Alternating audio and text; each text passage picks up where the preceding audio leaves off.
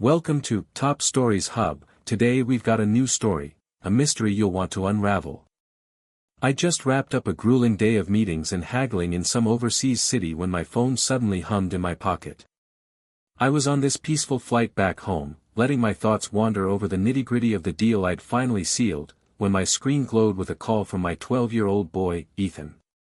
Seeing his name pop up gave my heart a quick jolt, but man, I wasn't ready for the bombshell he was about to drop. I picked up, keeping my voice gentle but worried. "Hey, Ethan, bud, what's going on?" His words came out all wobbly and quiet, like he was fighting back a flood of tears just waiting to burst. "Dad, Mom threw me out," he choked out, every syllable loaded with pain and bewilderment. Right then, a icy shiver ran through me, and my gut twisted up tight. I couldn't help but think back to all those nights at home, puzzling over the weird gap that had started growing between me and Sarah, never once guessing that the family we'd made together would end up smashing apart like this. I pictured Ethan out there all by himself in the freezing cold, nothing but a little backpack to keep him company, and it hit me like a vivid slap in the face. I gripped the phone hard, like holding it tighter could somehow keep me steady while everything else spun out of control. "Ethan, what happened? What did she say?" I pressed, my tone solid but shaking with feeling. He paused, like he was scrambling for the right way to explain it through the days. "She told me we're not wanted anymore," he murmured, and with that one line, my whole world split wide open. My chest was thumping as I struggled to pull my jumbled thoughts together. Rage started bubbling up inside me, this scorching, blazing anger at how she'd stabbed the trust and love I thought held our family together right in the back. Sarah, my wife of 14 years, had been pulling away and acting all mysterious lately, but I never dreamed she'd pull something this heartless, kicking our kid out without so much as a sorry or a reason. My head was buzzing with flashbacks of Ethan's giggles echoing through what used to be our home, all those promises we'd made to shield him from the rough stuff life throws at you. Determination surged up, tangled with this aching sadness. "Where are you at right now?" I asked, voice urgent as I shot up from my seat. His answer came soft but firm, "Aunt Emily's place." Knowing he was safe for now eased the sting a bit, but the shock still had me reeling. I could practically see him, this little kid standing there, shivering and alone on some rainy street corner, his backpack the only thing left of a childhood that had been ripped apart. Every heartbeat screamed at me to do something. I yanked out my phone fast, hands shaky as I locked in the next flight home. The twist of it all was brutal. Just a couple hours back, I'd been toasting a big win at work, and now here I was, racing to save my son from a house that had turned into enemy territory. It felt like I'd stumbled into one of those old choose-your-own-adventure games I used to mess with, where every move counts and one slip could break your heart. I wanted to call him, tell him I was on my way, that I'd sort this mess out, but deep down, this quiet fire was growing. Sarah had just screwed up in the worst way possible. While the plane climbed through the dark clouds, my head was a mess of old happy memories clashing with the ugly now. I kept replaying every second of our family days, hunting for some hint, some signal I'd missed that could have tipped me off to this disaster coming down the pike. Up there in that hushed cabin, I made a quiet promise to myself: nothing was gonna snap the connection I had with my boy. Every tick of that flight dragged with the heavy load of duty and the sharp bite of being betrayed. The engines droned on steady below me, but inside, I was a whirlwind, scared for Ethan, pissed at Sarah, and dead set on taking back what belonged to us. How could something that once looked like a sure thing fall apart so fast, leaving me with nothing but broken hopes and a kid who needed his dad more than ever? That moment, packed with hurt and loss, lit a fire under me. I figured out I wasn't just heading home to pull Ethan out of this mess, I was going back to put our family back together and face down the shadow that had crept into our lives. Every word he'd squeaked out on that call kept bouncing around in my skull, and with every bounce, my choice got clearer. I'd move mountains to bring back the safety and love that had been snatched away from us so cruelly. This trip wasn't just about getting home anymore, it was about grabbing hold of a life that got ripped to shreds in one gut-punching second. Settled on the plane with that engine hum in the background, I tried to dial back the chaos in my head. Ethan's call was still ringing in my ears, every bit of it dripping with hurt and double-crossing. I gazed out the tiny window, watching those shadowy clouds float by, and ran through the last few weeks in my mind. Sarah and I had been hitched for 14 long years, plenty of ups and downs in that stretch. I'd always figured our rough patches were just life, that love would patch up any crack, but now I was staring at a version of her I'd never seen coming.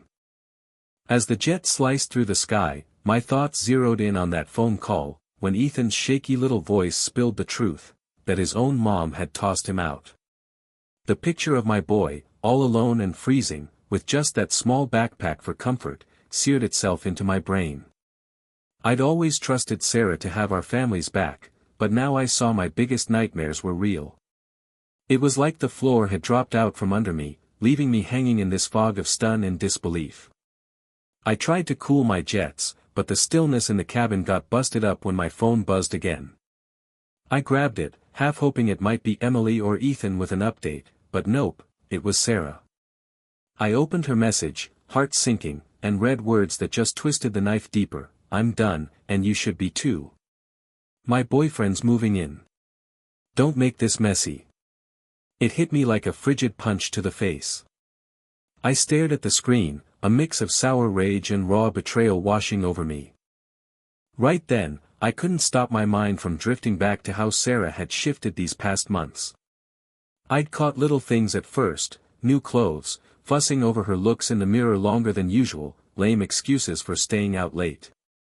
I'd shrugged it off, thinking she was just carving out some me time. But as the weeks rolled on, it got too obvious to ignore. I started feeling like Ethan was more of a hassle to her than a blessing, a snag in the perfect little life she was trying to craft. And now, with her text glaring up at me, it all clicked into place, a backstab so brutal it sliced right through me. A grim little grin crept across my face as it hit me, she'd totally misjudged me.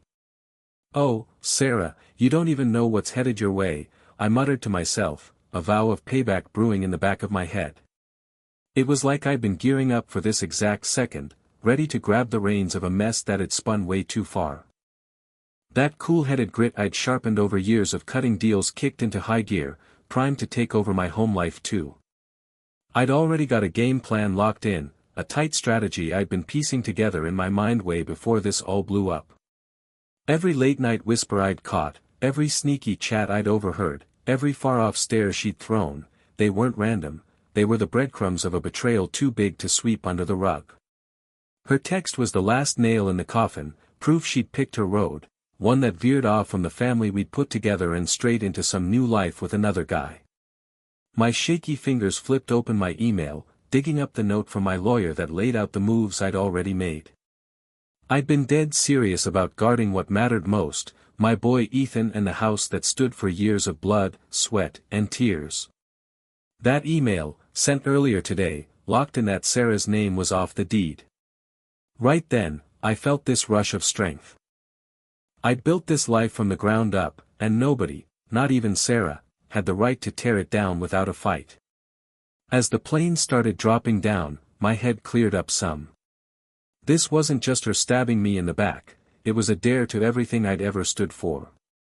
I swore to myself I'd face her down and make her own the fallout of her choices. I was doing this for Ethan, a kid who deserved to be cared for, looked after, and kept out of harm's way. I thought back to how I'd always pictured a tough, tight-knit family that could weather any storm. Now that dream was dangling by a string, and I was hell-bent on stitching it back up, whatever it took. Time crawled by on that plane, every minute heavy with grief, fury, and this rock-solid will to keep going. I felt like I was stuck in one of those old interactive games I'd lose myself in, where every call you make carries weight, and every beat's a make-or-break moment. What I did next was gonna be huge. The road ahead was littered with unknowns and risks, but I wasn't scared anymore, I was ready for it, cool and sharp as a tack. When the wheels finally kissed the runway, my choice was crystal clear in my gut. I wasn't gonna sit on the sidelines of my own life anymore. I was set to take charge, tackle this betrayal straight on, and pull back the family that had been shredded by lies and selfishness. The storm brewing outside matched the chaos tearing through me, and as I scooped up my stuff, I knew the real fight was just kicking off. Every inch of me was locked on this path of getting even, one that'd soon show Sarah her betrayal was a screw-up she'd rue forever. When the plane hit that cold, gray tarmac, I knew the hard part was only starting. I'd run this scene through my head a million times, and now it was time to live it. My phone had been blowing up since we touched down, every ignored call a little jab of Sarah's panicked freakout. I didn't pick up once. I wanted her to simmer in that dread and worry, to taste the same shaky ground I'd been on when Ethan's quivering voice hit me. I wanted her to get that the game had flipped. I snagged my bag and stepped out into the brisk air, my breath puffing out in little clouds as I headed to Aunt Emily's place, where my boy was crashing for the night. Cruising down those hushed streets, my brain kept rewinding the last few days like a stuck tape. Every single thing Ethan had said stuck with me, every little bit sketching out what used to be a solid, happy life we had. Now it was all falling apart, and the hurt was carved deep into every recollection. I just couldn't shake that mental snapshot of my little guy out there in the chill, tiny hands gripping his backpack like it was his last lifeline. Pulling up to Emily's cozy little place, I spotted Ethan at the door, eyes all puffy and red from bawling, his face streaked with grime and tears. The second he laid eyes on me, he bolted over and wrapped his arms around me tight, holding on like he thought I might vanish again. "Dad, I was scared you wouldn't show," he mumbled, voice all quivery and faint. I knelt down, pulling him in close, hit hard by the heaviness of our shared grief and this fierce need to shield him blazing inside me. "I'll always come running for you, no matter what, kid," I said low, my words steady but packed with grit. Relief washed over his face, and for a quick second, the gloom didn't feel so suffocating. Later that night, once we got settled, I sat with Ethan in the soft glow of his makeshift room, doing my best to break down what was going on without piling on more hurt. I gently let him know he'd never have to step foot back in that icy spot where his own mom had shut him out. I made damn sure he got it, that the life he'd known was history, but a fresh one was ready for us, one where he'd be safe and cared for. His eyes got big, flickering between dread and a glimmer of hope, as he asked, "But Dad, where are we headed? What's next for us?" I sucked in a deep breath, picking my words real careful. "We're starting over, Ethan. We'll snag a spot that's just ours, rebuild it all from scratch. Your mom made her call, and now I'm gonna lock in a future for us that's tough and full of love," I said, keeping my tone even, but every bit of it carried a pledge of protection and a hint of payback. I laid it out for him. The house, the one we'd poured so much sweat and heart into, was mine alone now. I'd switched the deed ages before this mess hit its boiling point, and that move was set in stone. I told him his mom's choices had fallout, and by tossing him out, she'd kicked off a chain reaction she'd be sorry for soon enough. We talked for a while, Ethan firing off questions, about his mom, about what's ahead, about whether things could ever rewind to how they used to be. I kept it real with him, breaking down messy feelings into plain talk, saying how folks sometimes screw up and hurt the ones they care about, and how we've got to battle sometimes to guard what matters most. As the night stretched on, the load of the day weighed heavy on me, but I could feel this strength building up inside. I knew I wasn't just out for vengeance. Nah, it was this deep, rock-solid love for my kid driving me, a love that wouldn't buckle, not even with all this backstabbing crap. Sitting there with Ethan, the quiet broken only by our low chatter and far-off night noises, I felt the power tipping my way in that calm little nook. I swore to myself, silent but sure, no one, not even Sarah, was gonna chip away at what me and my boy had. I'd scrap for our home, our joy, every damn second we could claw back from the shadows. Tucking Ethan into a little cot, I saw a flicker of hope finally light up his eyes, and I knew our fresh start was already kicking in. I leaned in close, whispering, "Tomorrow's a new day, bud, and ain't nothing stopping us." Stepping out into the crisp night air, I felt this rush, like the fight ahead was something to savor. Sarah's hell was just getting started, and with every stride I took from that tense night, I braced myself for what was coming. Every choice, every move from here on out, was a push toward a future where I'd make damn sure Ethan was never left hanging, never exposed. I was all in to take our lives back and whip up a new home from the wreckage of her betrayal. Next morning, I was up early, this fire blazing through me from head to toe. I'd tossed and turned all night, plotting my next play, and by the time the sun peeked out, I was set to grab what was mine by right. I threw on my jacket, snatched the keys, and rolled out to the house that used to stand for everything our family dreamed of. Driving over, old happy times mixed with this simmering rage that had been stacking up since Ethan's first call. I could still hear the laughs bouncing down the halls, feel the warm hugs in the living room, those little nudges reminding me this place was built on love and elbow grease. Now, it loomed like some stronghold of double-crossing, where the one I'd loved most had smashed my trust to bits. When I got there, what I saw hit me like a slap of Sarah's reckless decisions. Out front, under the big old oak, sat this shiny new car that sure as hell wasn't mine. I figured it was Jake's, the guy who'd waltzed into her life and flipped everything upside down. My fists clenched the wheel as I hopped out. Every step to that front door was slow, deliberate, loaded with this heavy resolve. The day's pressure was bearing down on me, splitting my world clean in two, the past still clinging to some love, and the now, screaming for justice. Pushing the door open, the place was dead quiet, eerie as hell. I figured Sarah'd be scrambling to cover her tracks or beg for a break, but nope, there she was, frozen in the hallway, phone shaking in her hands. Her face was all shock and panic, like she didn't think I'd roll in this quick, this strong. You can't pull this," she stammered, her voice tiny in the big, empty stillness of what used to be a warm home.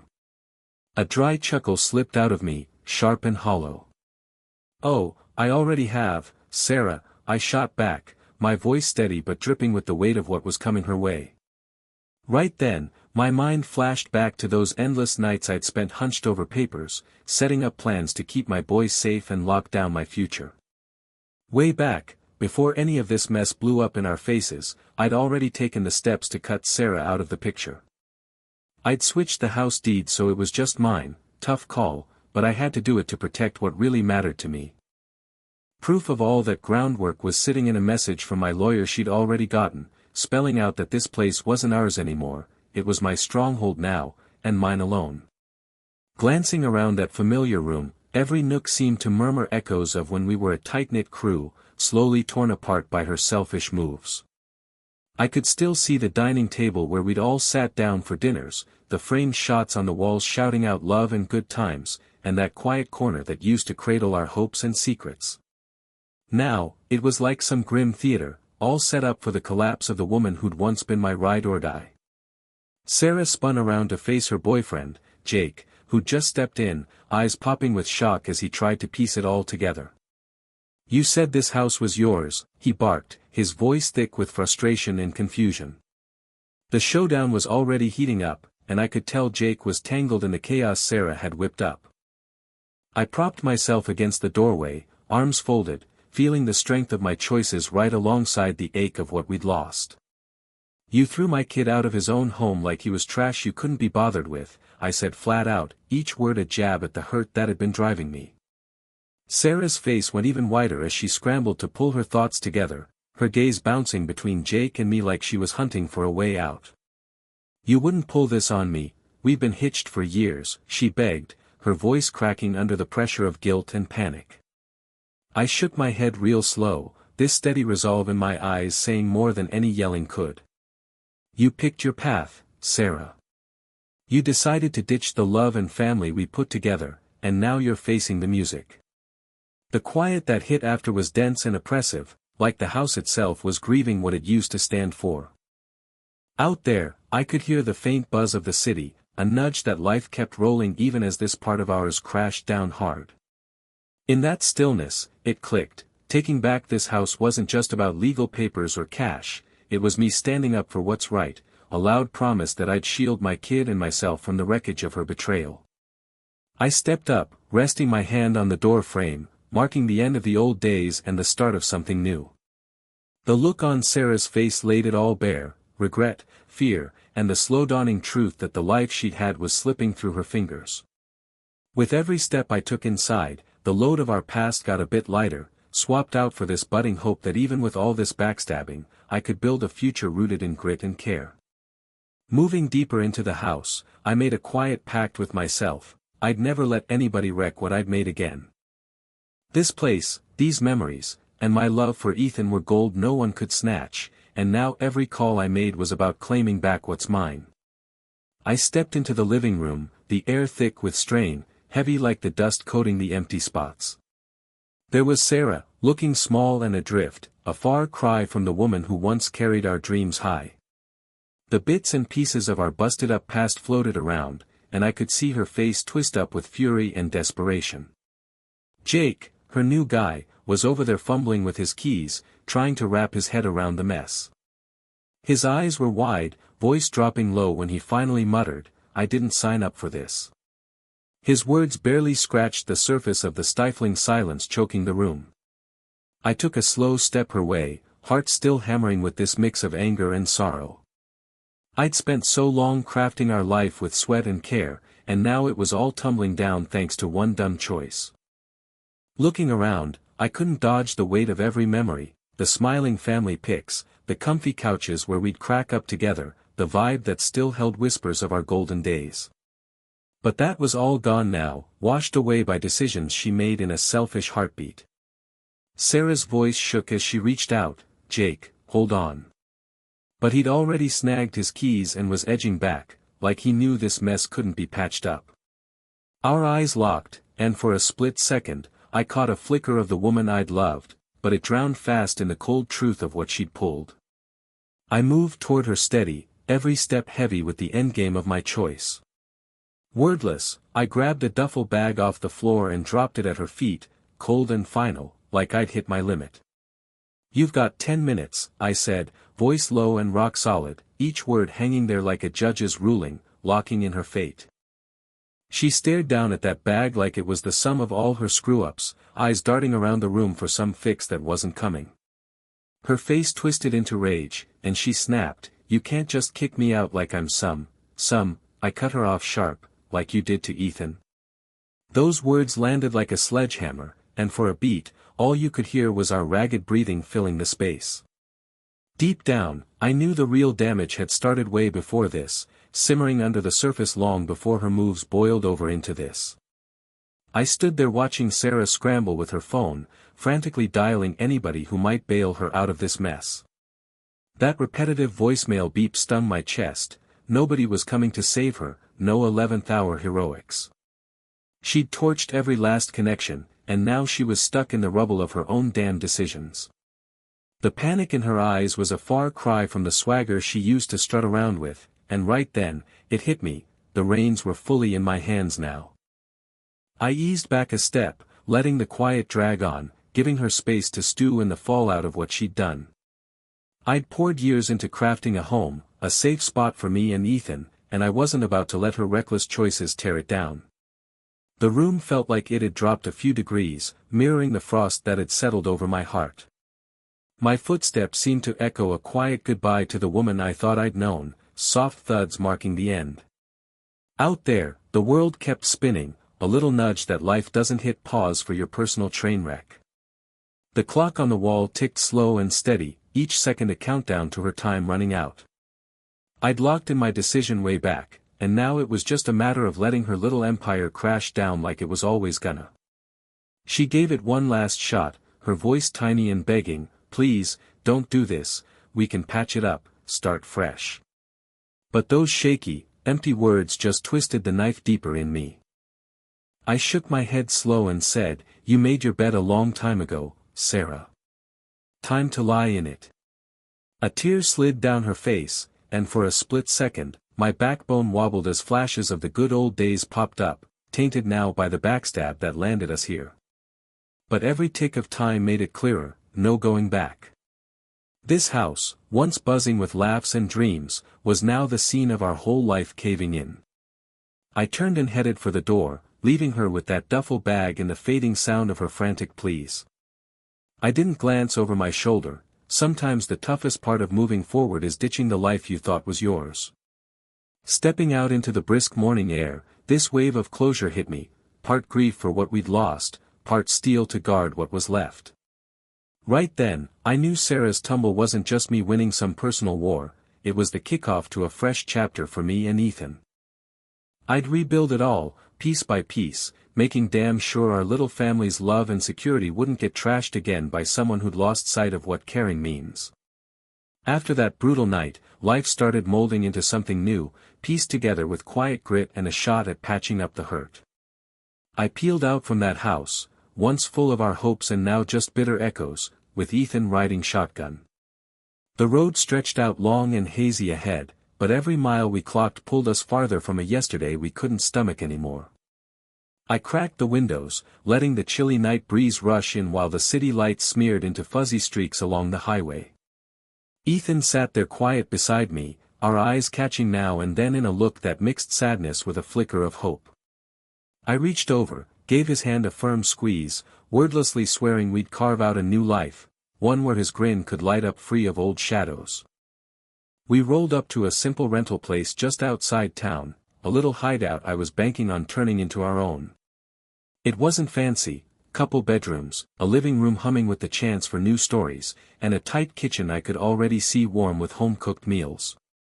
Walking in, I felt this odd blend of blankness and potential hanging in the air. I dropped Ethan's duffel by the door and caught his eye, seeing this careful spark of wonder in there.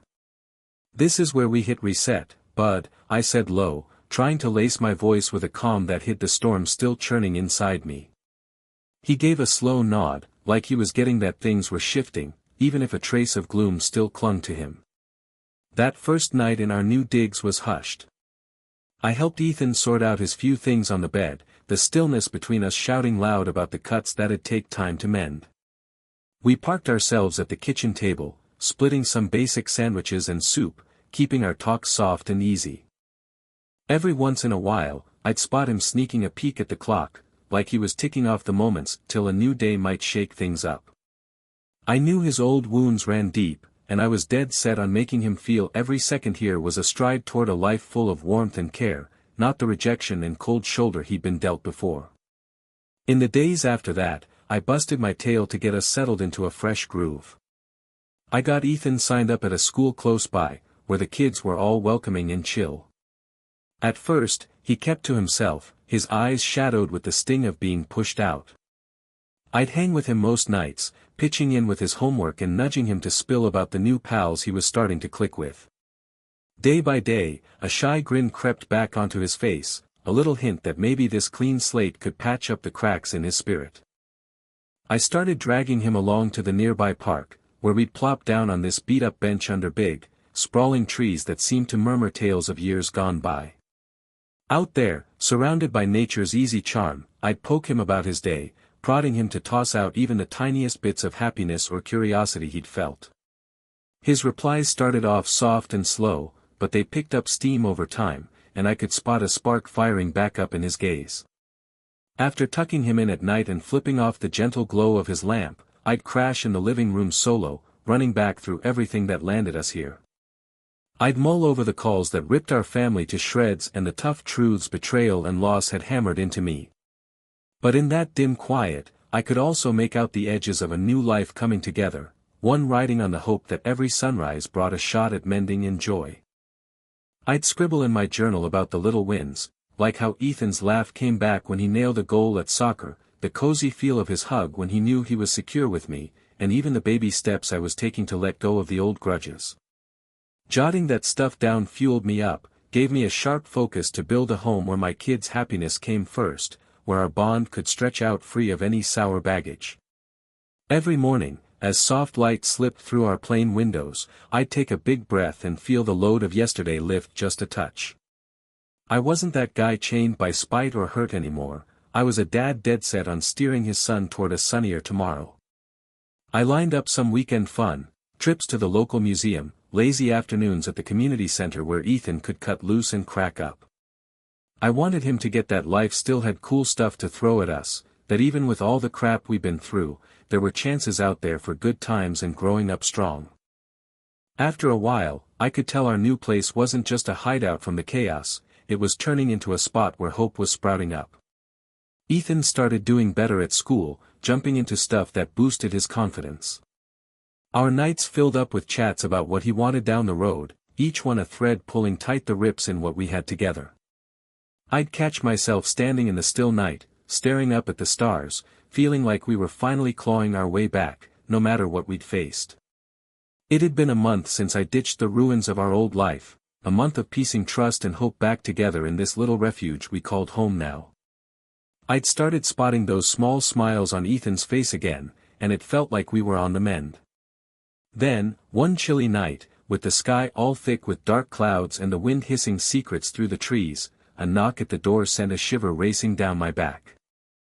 I cracked the door slow and careful, and there was Sarah, looking beat down and frantic, nothing like the woman I used to know. Her eyes were bloodshot, hair a mess, clothes dripping like she'd been trudging through the rain for hours.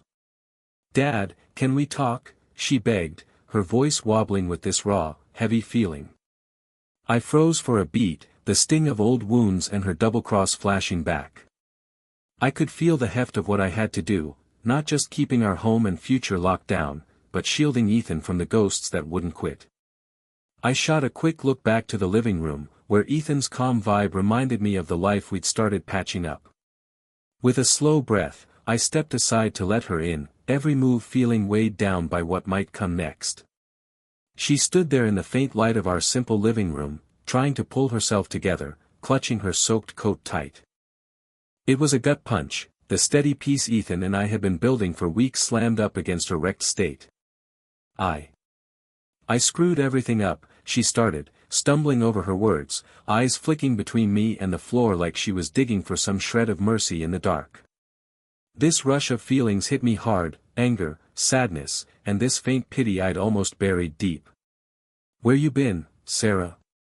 I asked, keeping my voice even and low, hiding the storm kicking up inside. "I've been lost, Dad," she croaked, her voice splitting. "Jake bailed, and I've got nothing left, nowhere to crash." Her words socked me right in the stomach. I flashed back to the day I kicked her out, when her betrayal locked in her fate, and now here she was, all frail and begging, eyes shiny with tears screaming regret and desperation. I stared at her, every broken promise, every lie, every snapped tie running through my head. "Sarah, you crushed Ethan and trashed our family," I said solid, my tone hauling the weight of every restless night and stab of pain. But right then, seeing her shaking and busted up, this flicker of understanding crept in, a throwback to when we thought second chances were real. Then I heard Ethan's quiet voice in my mind, felt his little hands clinging to mine in fear, and I knew I had to stay tough for him. "I can't just let you waltz back in without knowing what you're after," I went on, eyes locked on hers. "We made this home on trust and love, that trust's gone, and I'm not letting you undo what we've fought for."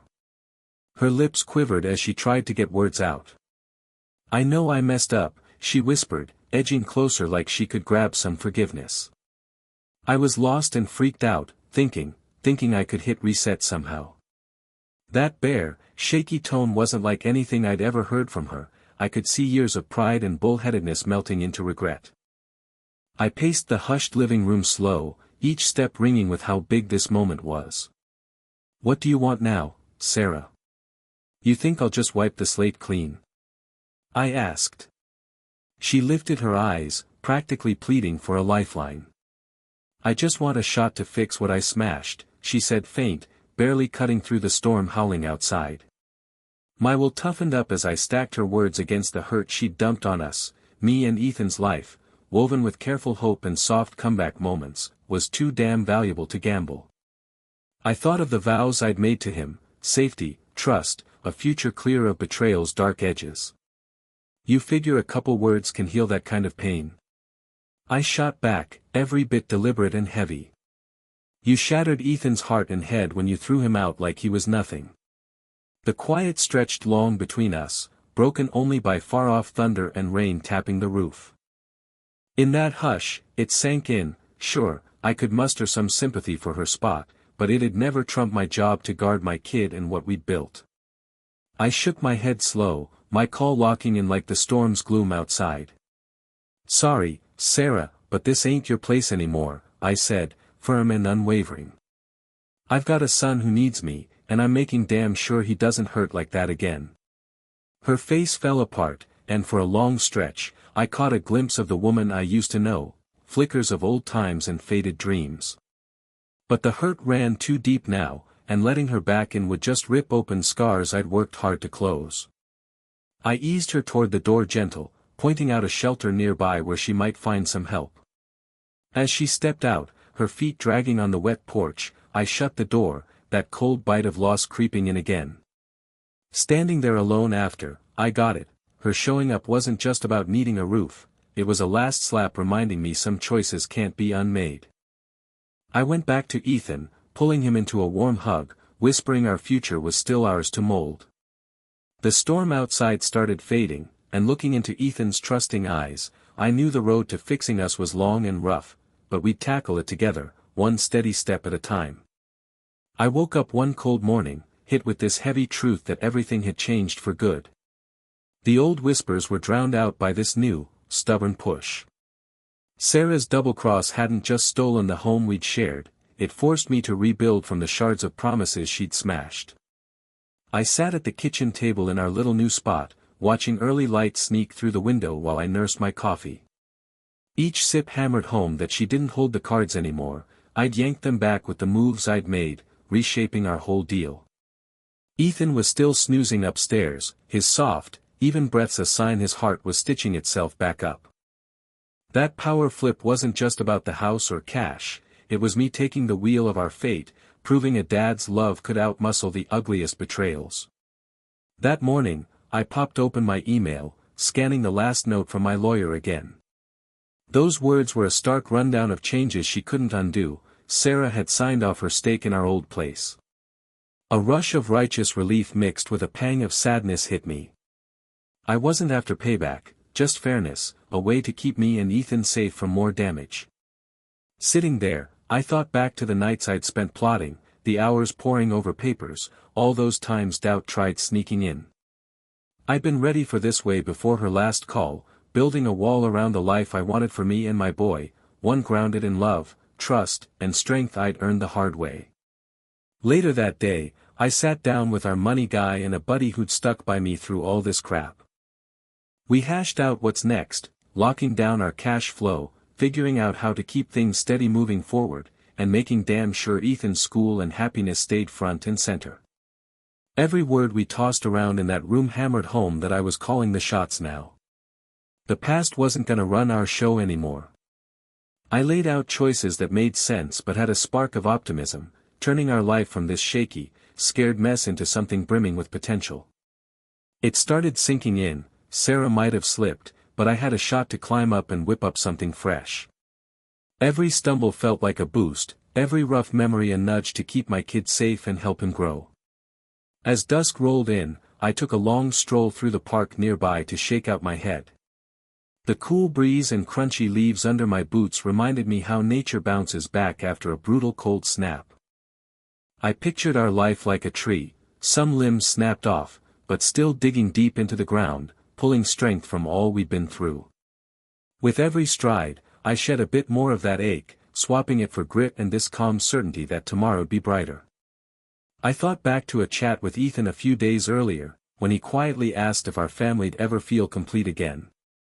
I met his eyes, all full of careful hope, and told him we're like a garden, sometimes you gotta ditch the wilted stuff so the new shoots can thrive. That idea was steering everything I did now. I started tweaking things at home, shifting the furniture to catch more sun, sticking a few flowers in the yard, even carving out a little spot in the living room for Ethan's drawings and big ideas. Those small moves screamed I was taking charge, a quiet middle finger to the gloom that used to hang over us. In the weeks after, I hit up old pals and relatives who'd pulled back when Sarah's screw-ups came out.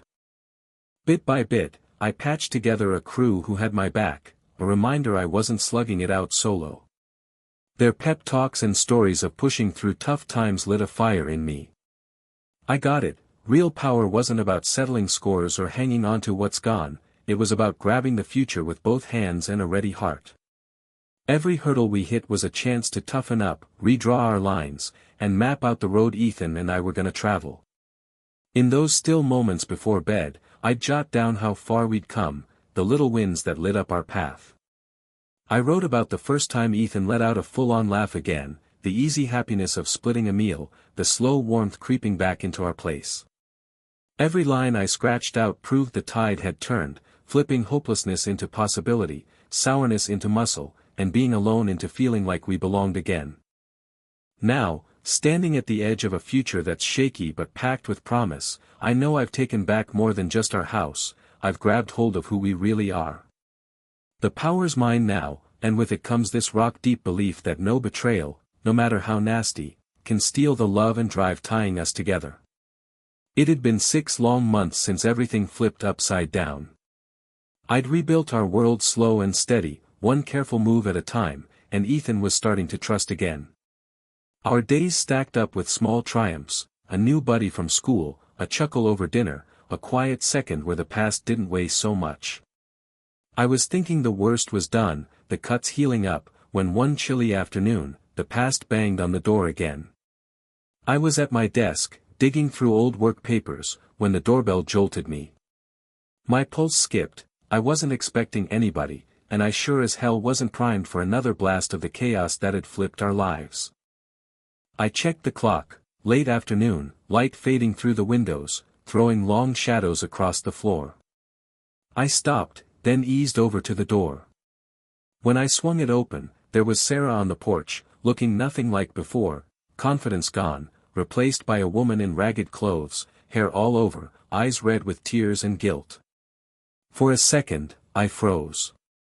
Letting her in could crack open old sores, but the way she stood there, shoulders slumped, holding herself quiet, stirred a tiny spark of pity way down inside. I could still hear every word of pain, see every tear Ethan cried, how she'd tossed him out without a care. Now here she was, saying she'd hit the bottom. "I'm sorry," she started, voice soft and shaky, like the words were a load she'd hauled too long. "I know I hurt you both, our family. I've got nowhere left. I need help." That moment buzzed with mixed-up feelings.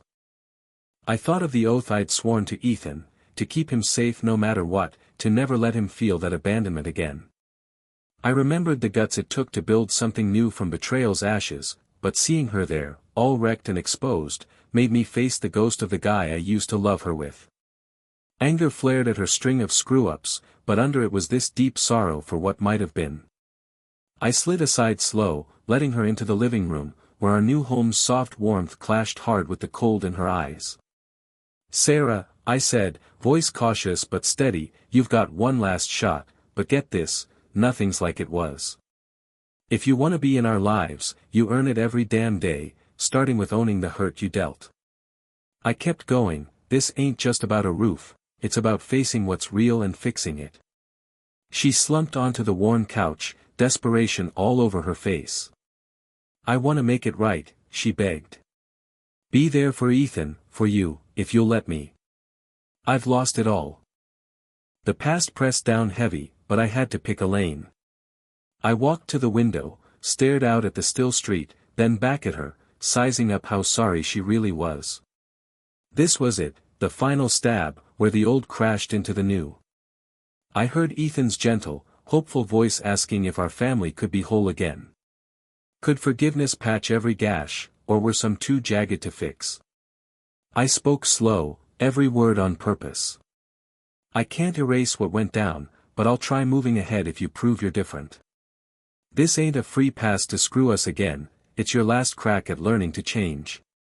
You could feel the strain in every word, that thin line between mercy and watching my own back. I knew it'd be a grind, every day testing if Sarah got how much she'd cost us. My tone got firmer as I added, "You want to be here, you show it. Deeds beat words. This is your last go to prove you can step up, to rebuild trust one tough step at a time." Tears welled up in her eyes, and I could almost see our old life, the laughs, the vows, the dreams, crumbling under her mistake's weight. The quiet dragged on as I waited for her to say something, my heart split between duty and the dying echo of what we had. Her eyes held real, raw regret, but also this shaky doubt about starting the long haul to redemption. That's when I knew this wasn't my win, it was a gut check on forgiving without forgetting. I pointed her to a chair and sat across, ready to tackle this last hurdle straight on. "We'll take it slow," I said low, "and I swear, I won't let the past replay. This is it, Sarah, make every day a move toward healing, or you're out for good." As the sun sank below the skyline, painting the room in light and dark, I felt the hugeness of what's ahead. I shut my eyes for a second, wrestling with guarding Ethan and hoping for him, plus the load of maybe cutting loose the woman I once loved. This last try was a fork in the road, our future could either stitch up our family's breaks or bust them for good. As night crept in, I quietly swore to fight for the life we'd rebuilt, no matter how many shots it took. It had been a full year since betrayal and madness ripped our old world apart, and now I'm at the dinner table with Ethan in a home that's warm and alive, a spot where the past's dark weight has finally started fading. Every night, as gentle light spills in and soft laughs mix with the hum of regular life, I feel this deep, soothing calm I thought I'd never touch again. The trek here was long and brutal, but every hard step landed us in this peaceful spot. Mornings, I wake up with this quiet thanks, watching Ethan gear up for school with a big smile that's all hope. His kid energy tells me our future, scarred by rough times, is getting remade every day. I see this toughness in him that mirrors the strength we've both got. I've figured out that peace isn't about wiping away the sting or scrubbing out the marks betrayal left behind. Nah, it's more about owning what we've been through and letting it steer us towards something better down the line. I've even dipped my toes back into dating, didn't see that coming, but it's this soft nudge that life's got new ties and healing to offer, without shoving aside what we've lost. Every real, no BS moment with someone fresh tells me I'm pushing ahead, not 'cause I'm bitter, but 'cause I'm hunting for real connection that makes our days richer. I still think back to those grim times when every ring of the phone, every sharp word, and every ditch hit me like a knife to the gut. That call from Ethan, his shaky voice dripping with hurt, stuck with me, haunting way too many nights. But those rough patches, once a non-stop ache, have mellowed into these hushed little cues of the grit it took to pull through. Seeing Ethan's laugh bounce back, watching him shift from a scared kid to a guy with some hope in his step, it hits me that all that hell wasn't for nothing. It's drilled into us how much love's worth, why forgiving matters, and the guts it takes to stare down what's next with our hearts wide open. One night, while we were parked at the dinner table, Ethan's eyes sparked up with this question that had been rattling around my head forever. "Dad, you think Mom ever feels bad about what she pulled?" he asked, voice all quiet and wondering. I stopped, chewing over those long, brutal nights soaked in rage and sadness. With a slow, easy grin, I said, "Every damn day, kid." That little beat, simple as it was, carried the heft of what we'd been through together and the truth that getting better meant owning the past while we grabbed hold of what's ahead. We tapped our glasses, his bubbling with soda, mine sloshing whiskey, like we were cheering not just what we'd toughed out, but this new spark that's shaping our days now. In our place, the old ghosts have faded, swapped for the steady beat of a life we've built from scratch. I've tossed in some small stuff that screams fresh starts, a shot of Ethan grinning on the wall, bright flowers on the table, and a chill playlist humming in the background with tunes that feel like a hug. I drag Ethan out for long walks in the crisp evening air, letting nature's plain beauty remind us every finish line's just a setup for a new kickoff. Each step chips away at yesterday's weight, trading it for this calm sureness that we're right where we're meant to be. I've learned peace isn't about dodging the hurt, it's about getting it as part of our ride, one that's toughened us up and made us care deeper. The path to patching up ain't ever a straight shot, but every bump's shown me the love between me and my boy can take down even the nastiest scars. Now, watching Ethan nod off under the lamp's soft glow, I kick back and draw a long, solid breath. In that quiet, I snag this deep calm and fullness I thought was gone for good. What's coming still a question mark, but every day's a little prize we unwrap together. Our setup's rooted in what we've learned, the strength we've scratched out, and this rock-hard tie we've got. Tonight, with the night's gentle murmur wrapping around us, I'm at ease, damn sure that whatever tomorrow throws our way, we've got the love, the hope, and the backbone to whip up a future bursting with light and good things. That's all for today's tale on Top Stories Hub. Hit subscribe, leave a comment, and tell me what you'd like to see next.